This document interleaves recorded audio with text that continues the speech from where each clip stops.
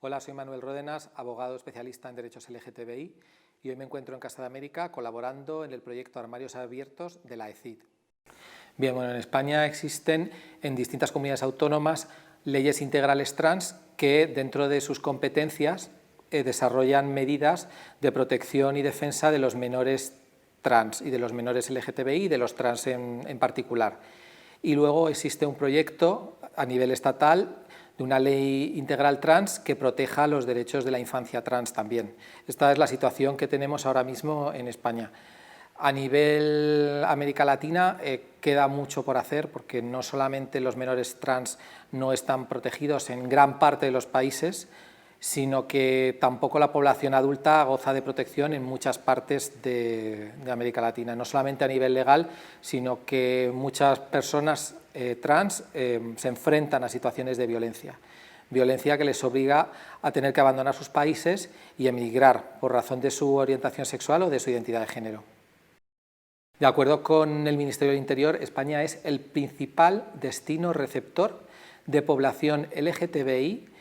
que solicita protección internacional por razón de la orientación sexual y la identidad de género. El principal destino del mundo. ¿Por qué? Por varias razones. Bueno, porque en España se ha desarrollado un marco normativo muy protector, porque la sociedad ha dado unos grandes avances en los últimos años y porque la persecución, la violencia y la hostilidad social está muy presente en muchos países del mundo. Dentro de estos países nos encontramos países de América Latina,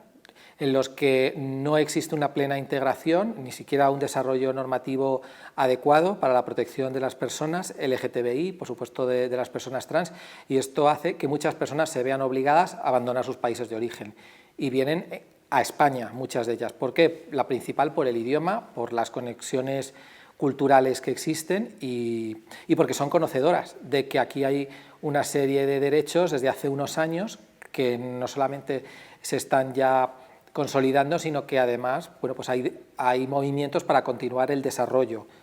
y la implementación de nuevos derechos. En España se ha generado un gran debate y si bien por un lado podemos decir que ha habido una evolución, que se han aprobado una serie de leyes en los últimos años, pensábamos o había una creencia de que la sociedad iba asimilando no solamente los cambios normativos, sino el impacto que esto tiene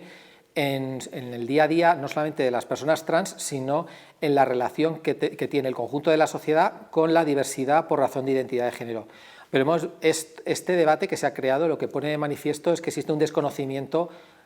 absoluto sobre la realidad de las personas trans, sobre qué es la transexualidad, sobre cómo viven las personas trans, sobre qué es la propia percepción de la identidad de género. Se están cuestionando tantas y tantas cosas por personas de ámbitos tan distintos que al final la conclusión a la que yo llego personalmente es que hay un desconocimiento muy fuerte de la realidad de las personas trans, que es necesario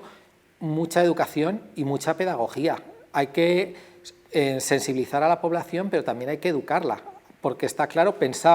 dábamos por hecho, bueno, que dado que existe una ley de identidad de género aprobada desde el año 2007, la población estaba muy familiarizada y que conocía la realidad trans. Este debate lo que pone en manifiesto es que no la conoce. En el momento en que se cuestionan cuestiones tan básicas como que una persona pueda decidir libremente que quiere poder regularizar y tener adaptado su nombre y su sexo conforme a lo que se siente y que a partir de ahí se generen un montón de cuestiones sobre qué es sexo, sobre qué es género, sobre qué es autopercepción, sobre qué es autodeterminación. Esto es una señal de alarma y antes de seguir adelante lo que tenemos es que frenar y decir, bueno, ¿qué queremos? Queremos, por supuesto, que la población trans tenga sus derechos reconocidos, pero queremos que también viva integrada en el conjunto de la sociedad, que no haya rechazo, que no haya discriminación, que no haya prejuicios que lleva a lo demás, y para ello es fundamental educar. Si no educamos y hacemos pedagogía, vamos a seguir donde estábamos hace 20 años. En América Latina hay un país que es Argentina, que sí tiene una ley muy avanzada que aprobó en el año 2012, una ley integral trans donde sí se reconoce el derecho de autodeterminación. Pero esto no quita que no exista discriminación. De hecho, las personas trans de Argentina comentan que por supuesto que hay discriminación, que dependiendo de dónde estés y dónde te muevas, que por supuesto una persona trans puede sufrir discriminación y que muchas personas de la sociedad argentina también desconocen qué es la realidad trans, cuáles son sus verdaderos problemas, si se enfrentan a situaciones discriminatorias, por qué ocurren, si tienen amparo cuando han denunciado una situación discriminatoria, si se atreven a denunciar una situación discriminatoria porque piensan que van a encontrar un apoyo real y efectivo. Entonces, hay una igualdad formal, pero no la hay material. Sí, bien, la Fundación ERI nació hace 5 años con el objetivo de proporcionar un espacio seguro para jóvenes víctimas de la violencia LGTB-fóbica en su ámbito familiar, también para jóvenes migrantes por razón de su orientación sexual y de su identidad de género, y para víctimas de la violencia intragénero, la violencia que se produce en parejas del mismo sexo. Desde su fundación pues, se ha acogido a muchos jóvenes y la experiencia pues, nos demuestra que sigue habiendo situaciones que pensábamos que se deberían de haber resuelto, pero que siguen sin resolverse. Son situaciones de violencia que vienen ocasionadas por el rechazo, por la discriminación, que viven personas muy jóvenes, el perfil de jóvenes que atiende la Fundación es entre 18 y 30 años, y que a pesar de los años que llevamos trabajando por mejorar la situación, todavía esto no ha calado en profundidad en el conjunto de la sociedad. ¿Por qué? Porque todavía hay muchos sectores de la población que no aceptan la diversidad afectivo-sexual, aunque sea en su propia familia, y que cuando tienen un hijo o una hija que es gay, lesbiana, bisexual o transexual, no lo aceptan y le llegan a obligar a tener que abandonar su casa y empezar de cero, sin recursos, una nueva vida. Entonces, la Fundación es una entidad que no recibe ninguna ayuda pública, es toda sostenida con fondos privados, y que desde ahí lo que pretende es que los jóvenes LGTBI que no han podido contar con el apoyo de sus familias puedan empezar a tener una vida lo más estable posible y en la que puedan armonizar su orientación sexual con la capacidad de integrarse en el mercado laboral, puesto que la integración laboral es otro de los objetivos. Creo que por ambas. Creo que es verdad que hay una mayor concienciación, pero aún así los datos que se manejan en Europa por la Unión Europea, así como los que maneja el Ministerio del Interior, demuestran que el nivel de denuncia es muy bajo. Hay un nivel de infradenuncia que llega solo al 11% de todos los hechos que se cometen. Hay muchas razones por las que una víctima no quiere denunciar, desde el desconocimiento de la ley, la desconfianza hacia las instituciones, hacia la policía, hacia el sistema judicial, los propios prejuicios, el miedo a qué dirán, el visibilizarse como personas gays ante su familia, ante el entorno judicial, pues eso le provoca muchísimos reparos a las personas que sufren algún ataque por su orientación sexual, y eso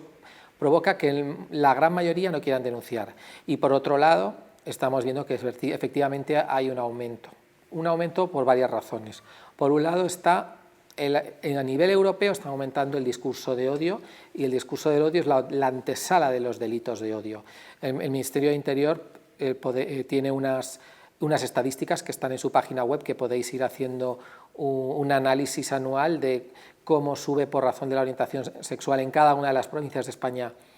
solamente las denuncias, pero a nivel de ONGs el número que llega es muchísimo mayor que el que aparece en las cifras oficiales. Y bueno, demuestra que se sigue denunciando. Pero por otro lado, también es verdad que hay un incremento de los delitos de odio, no solamente en España, sino a nivel europeo, derivado por un lado de los discursos de odio y también porque en el COVID ha influido. El COVID ha influido en cuanto a que muchas personas se han visto obligadas a estar recluidas durante mucho tiempo en sus espacios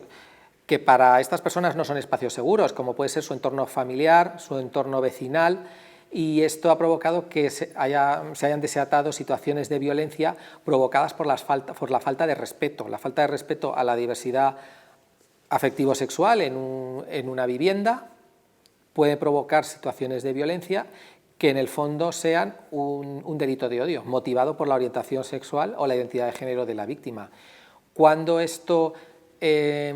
se ha visto que ha habido un mayor número? Bueno, pues en situaciones en las que las personas están obligadas a estar confinadas contra su voluntad y tienen que vivir y convivir con personas con las que no tienen una buena relación, y esa buena relación puede ser motivada por esto. Familias que no aceptan tener un hijo gay, una hija lesbiana, una hija trans, que no lo saben o que lo sospechan y que ahí, bueno, pues durante el confinamiento, pues esto sale a la luz y provocan rechazos, provocan situaciones de conflicto en las que a veces tiene que intervenir la propia policía, o vecinos que no toleran tener, esto está pasando en ciudades como Madrid, que no toleran tener vecinos LGTBI y buscan cualquier excusa para provocar un incidente en los que también tiene que acudir la policía, en donde bueno, pues se pueden abrir desde un atestado, unas diligencias, pueden ocurrir mil cosas. Bueno, en España todavía queda por desarrollar e implementar normas específicas para la población LGTBI en ámbitos muy diversos. Todavía nos queda y va a llevar tiempo. No hay nada más que ver lo intenso que está siendo el predebate a una aprobación de una ley integral trans. Entonces, no tenemos aún un marco normativo específico para los delitos de odio. No hemos entrado aún en ese terreno cuando estamos viviendo el fenómeno y la lacra del fenómeno. Y en cuanto a América Latina, yo creo que el gran reto es la cooperación institucional y educativa. Es cierto que nosotros aquí en España tenemos grandes retos, sobre todo normativos y educativos, pero en América Latina, en cada país, hay una situación muy diversa, hay una dispersión normativa que eso, bueno, a la población que va LGTBI, que va cambiando de país, pues le afecta notablemente cuando se traslada de un país a otro y ve que su protección en razón de su orientación sexual y de su identidad de género es distinta en función de dónde viva, los derechos que se le van a reconocer son distintos, incluso la protección a nivel personal. No es lo mismo estar en Honduras siendo LGTBI que estar en Buenos Aires, no es igual. Entonces, hay que hacer proyectos y programas específicos en colaboración con las entidades LGTBI que están haciendo grandes logros en América Latina y, por supuesto, creo que el apoyo de la ECID es fundamental.